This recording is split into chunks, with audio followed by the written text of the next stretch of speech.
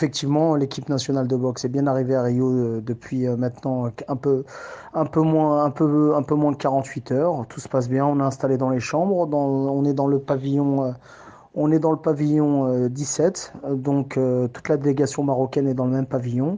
On est regroupé bien sûr avec l'haltérophilie, l'athlétisme, le canoë-kayak. Tout se passe bien. On est bien pris en charge par le comité olympique et le personnel du comité national olympique marocain et le personnel aussi du ministère des Sports. Donc tout se passe bien. On peut dire d'ailleurs qu'on a eu aussi la visite de Madame Nawal Moutawakil qui est venue nous voir hier.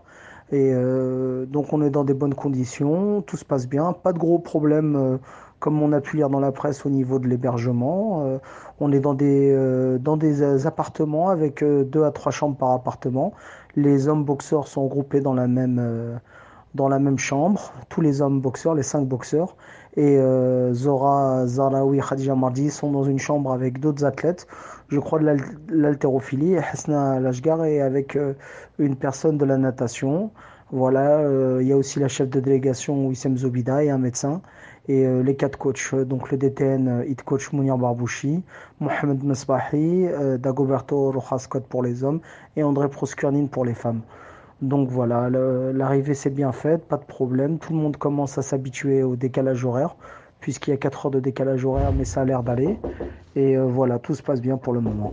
Bah, au niveau du pronostic, c'est difficile d'en faire maintenant. Simplement, on peut dire que bon, on attend déjà le tirage au sort. C'est ça, l'instant de vérité, ça va être le tirage de sort en fonction des adversaires. On peut simplement dire que voilà, pour faire une médaille, il y aura 2 à 3 combats, notamment pour les filles, pour Mohamed Arjaoui et Mohamed Rabiaï.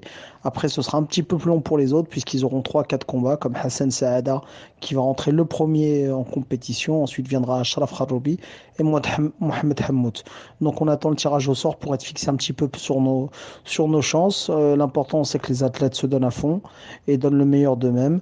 Et après, sans trop de bobos, faut espérer pas trop de bobos et en même temps la motivation parce que avec les boxeurs professionnels et notamment des boxeurs très très expérimentés, ce tournoi olympique va se jouer sur le moral, le psychologique et l'expérience.